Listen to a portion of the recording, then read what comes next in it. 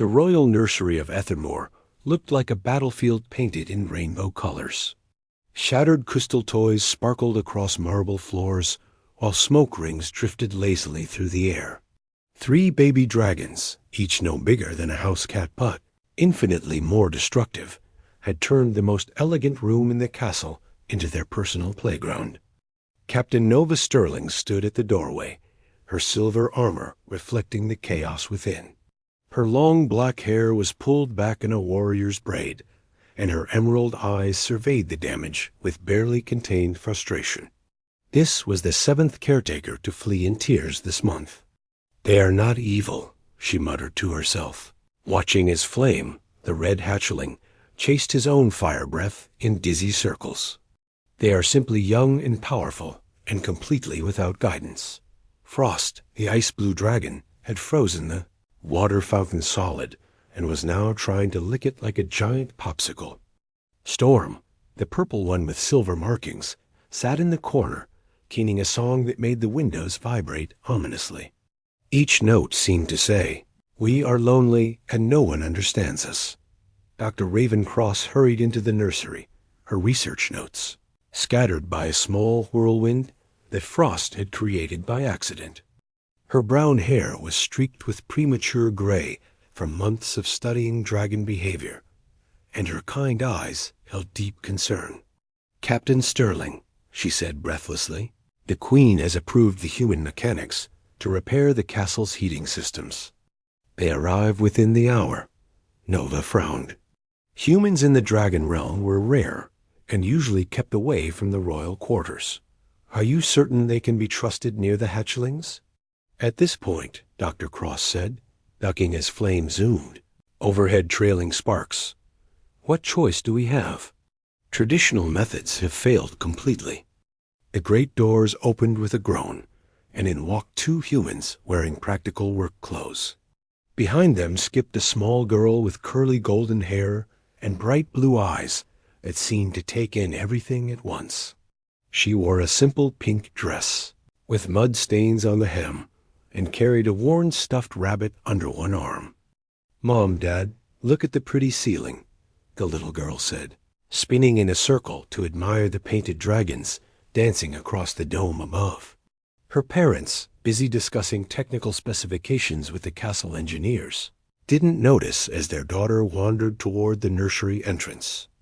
Nova stepped forward to redirect the child, but something extraordinary happened. The moment 4-year-old Zara Quinn appeared in the doorway, all 3 dragon hatchlings stopped their chaos and stared. Flame's fire sputtered out. Frost's ice crystals melted into gentle puddles.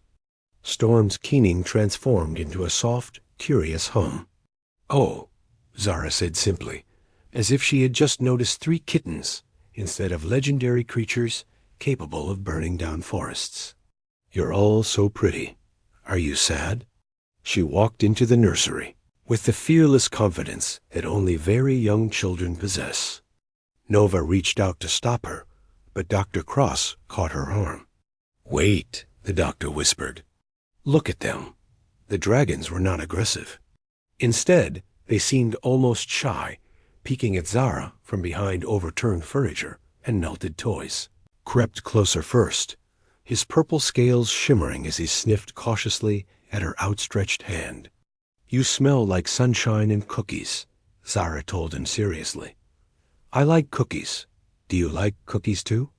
Storm made a small chirping sound that somehow conveyed both yes and please, and thank you for asking.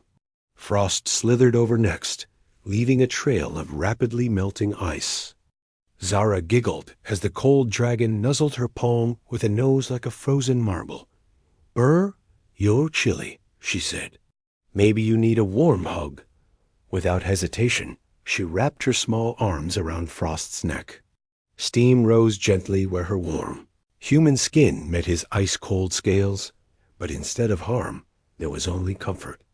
The dragon's rigid posture melted like his ice, and he leaned into the embrace with a contented sigh. Flame was the most cautious, hanging back and puffing tiny nervous smoke rings. Zara noticed his hesitation and sat down on the floor, making herself small and unthreatening. "It's okay, fire friend," she said softly. "I won't hurt you. Sometimes I get scared of new people too." Her simple honesty broke through Flame's defenses. He crept forward and gently touched his warm nose to her cheek. His internal fire, usually so chaotic and destructive, settled into a steady, comforting warmth like a living hearth. Captain Nova felt something shift inside her chest as she watched this impossible scene. For months, the greatest dragon experts in the realm had failed to connect with these hatchlings. Yet here was a human child, barely old enough for school, speaking to them in a language that transcended species. "What is your name, little one?" Nova asked, kneeling beside Zara and the now peaceful dragons. "I'm Zara Quinn," the girl replied, stroking Storm's head while frost curled around her feet and Flame dozed against her shoulder. "And I think they just needed someone to listen." Dr. Cross scribbled furious notes, her scientific mind racing to understand what she was witnessing. "This is unprecedented," she murmured. "The bond formation is instantaneous and appears completely natural." Outside the nursery, Zara's parents called her name, probably wondering where their adventurous daughter had wandered off to this time. But inside the Royal Nursery, something magical was happening. 3 lonely dragon babies had finally found the friend they had been crying for all along, and a little human girl had discovered that sometimes the most fearsome creatures just need someone brave enough to offer them kindness. The chaos was over. The real adventure was just beginning. 3 days had passed since Zara's miraculous first encounter with the dragon hatchlings, and the Royal Nursery had transformed from a disaster zone into something resembling organized chaos. The baby dragons still caused mischief, but now it felt playful rather than destructive.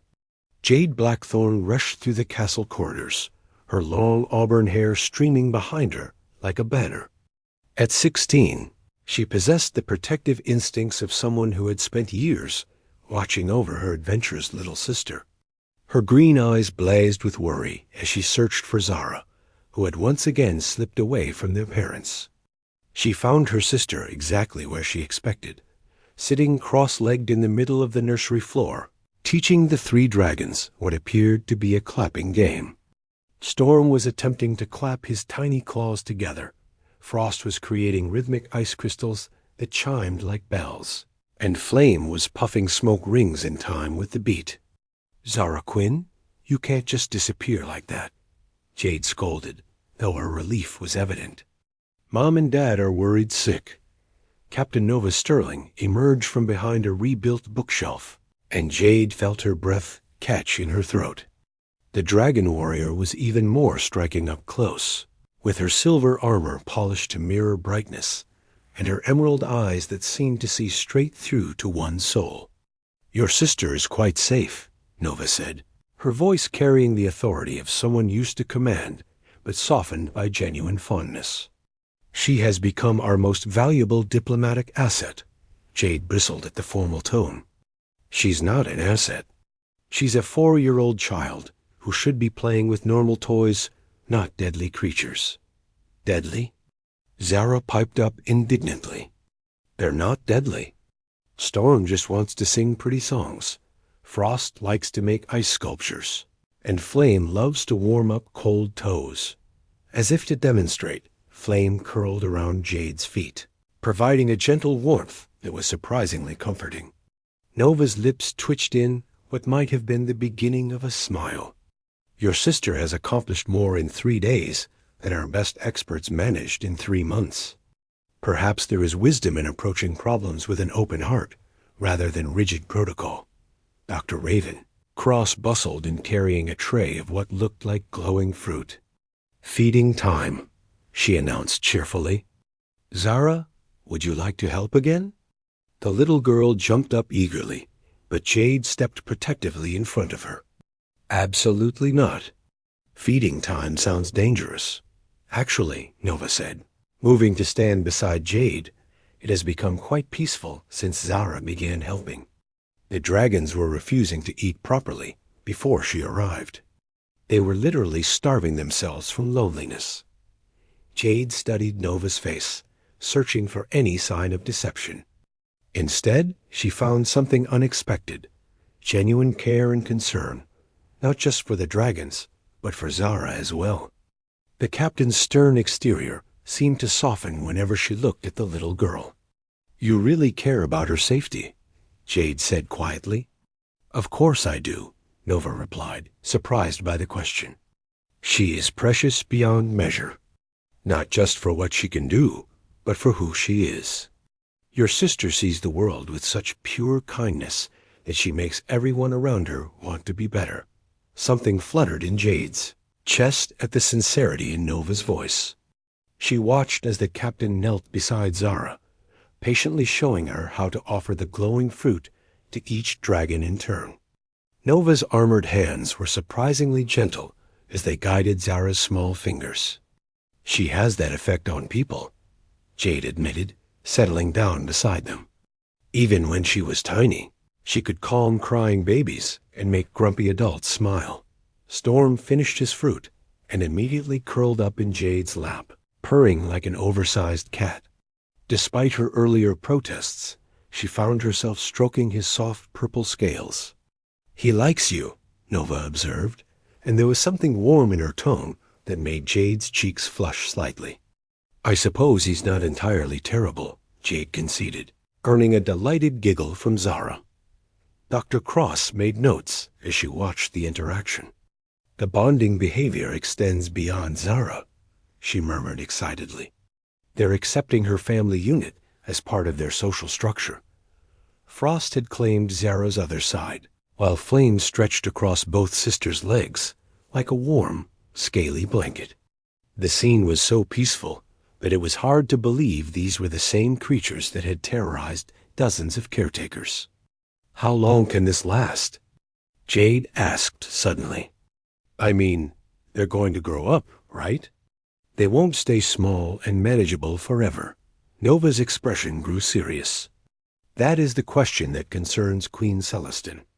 These hatchlings will eventually become full-sized dragons, capable of leveling mountains. The bond they have formed with your sister is unprecedented, but it is also untested over time. There are those in the court who question the wisdom of this arrangement," Dr. Cross added quietly. "Some believe it is too dangerous to allow human influence over creatures of such potential power." Jade felt a chill that had nothing to do with Frost's icy presence. "Are you saying someone might try to separate Zara from them?" Nova and Dr. Cross exchanged a meaningful look. "There are political considerations," Nova said carefully. "But I give you my word as a captain of the Royal Guard. No harm will come to your sister while she is under my protection." Intensity in Nova's green eyes made Jade's heart skip. This wasn't just professional duty speaking. This was personal. "Why?" Jade asked softly. "Why do you care so much about a human child you barely know?" Nova was quiet for a long moment, watching Zara hum a lullaby that had all three dragons growing drowsy. "Because she reminds me that strength is not always about power.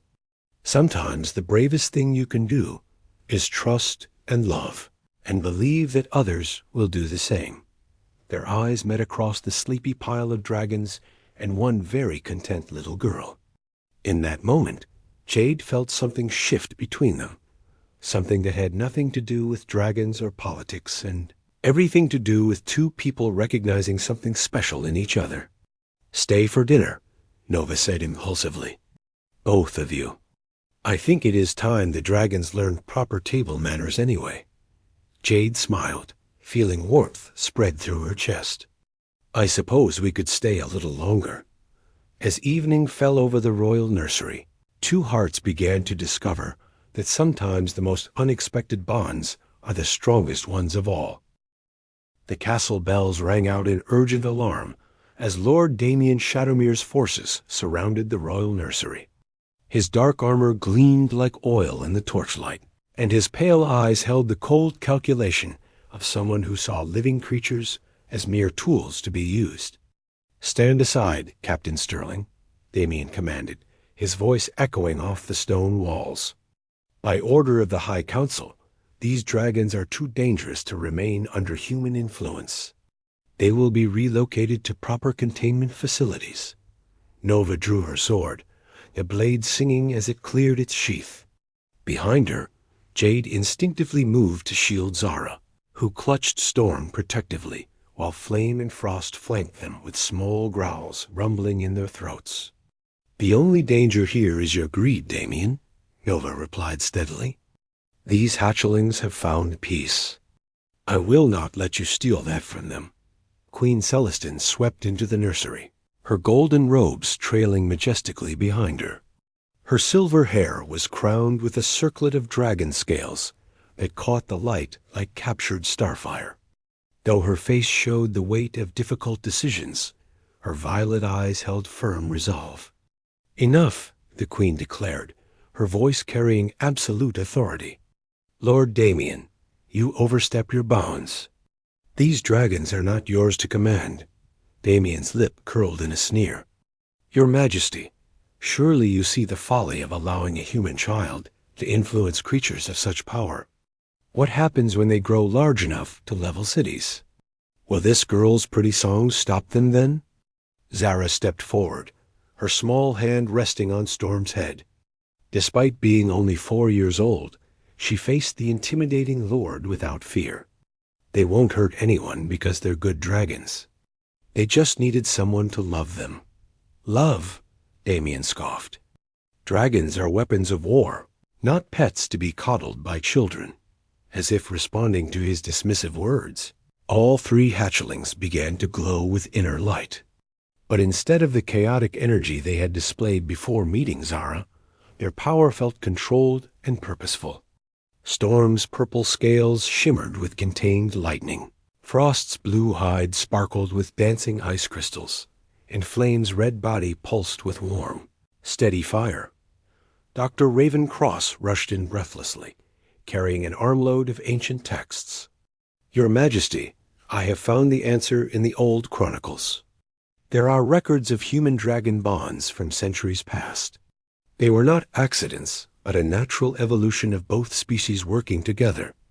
She opened one of the heavy books, revealing illustrations of humans and dragons in harmony. The bonds were broken, not by nature, but by those who feared shared power. Wars were fought to separate the species, and both suffered for it. Queen Celestine studied the pages with growing wonder. "You are saying this child has rediscovered something we lost long ago?" "More than that," Dr. Cross said excitedly. "The dragons have been incomplete without their human partners. That is why no amount of traditional care could reach them. They were calling for their other half." Damien snarled and lunged forward, dark magic crackling around his fingers. "I will not be denied these weapons." Nova moved faster than lightning, intercepting his attack with her blade, while Jade grabbed Zara and rolled them both to safety. The clash of steel against magic sent sparks flying across the nursery.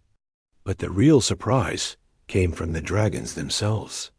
Instead of panicking or lashing out wildly, as they had in their early days, they responded with perfect coordination.